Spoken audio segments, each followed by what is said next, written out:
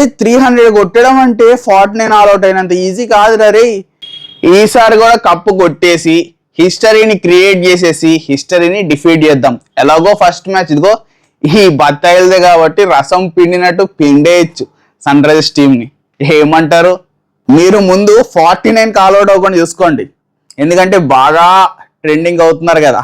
అసలు మీరు ఆల్అౌట్ చేయాలంటే మీ దగ్గర బౌలర్స్ ఉండాలి కదరా. మీ క్యాప్టెన్ అయిన ప్యాట్ కమిన్స్ ఇంజురీ వల్ల సగం మ్యాచెస్ ఆడతాడు, సగం మ్యాచెస్ ఆడాడు.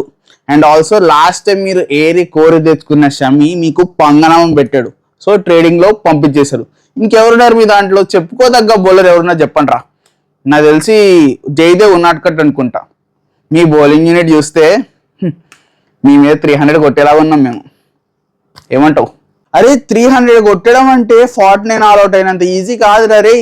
అసలు మీ దగ్గర బౌలర్స్ ఎవరెవరు ఉన్నారో చెప్పండి రా. హేజిల్వుడ్ ఒకడు, భువనేశ్వర్ కుమార్ ఒకడు.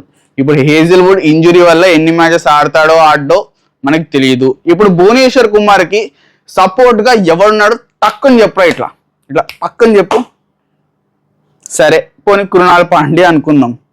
అసలు మీ బౌలింగ్ యూనిట్తో మా కాటేరమ్మ కొడుకుల్ని ఎట్లా ఆపుదాం అనుకుంటున్నారు?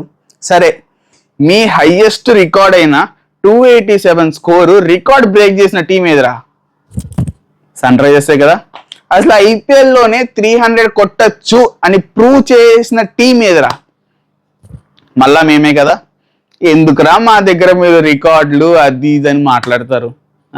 చెప్పండి. మారుతాయిరా, అన్నీ మారుతాయి. అన్ని రికార్డులు తిరగరాస్తాం, హిస్టరీని కూడా తిరగరాస్తాం. ఎందుకంటే మా ఆర్సీబీలోకి కొత్త లేడీ లక్ ఎంటర్ అయింది, Ananya Birla. So first match మీ మీద గెలిచి బోని కొట్టబోతున్నాం, రాసి పెట్టుకోండి. మీ దగ్గర ఆమె ఉంటే మా దగ్గర మా కావ్య పాప ఉంది. తన ఒక్క స్మైల్ చాలు ఎనర్జీలా బూస్ట్ అయిపోతుంది. ఇవన్నీ కాదురా, ఫస్ట్ మ్యాచ్ మేము మీ మీద గెలిచి బోని కొట్టబోతున్నాం. ఆరెంజెస్ మీ దగ్గర ఉంచుకోండి. ఓడిపోయిన తర్వాత పిండి తాగాలి, ఎనర్జీ కావాలి కదా. దేఖ్లేంగే.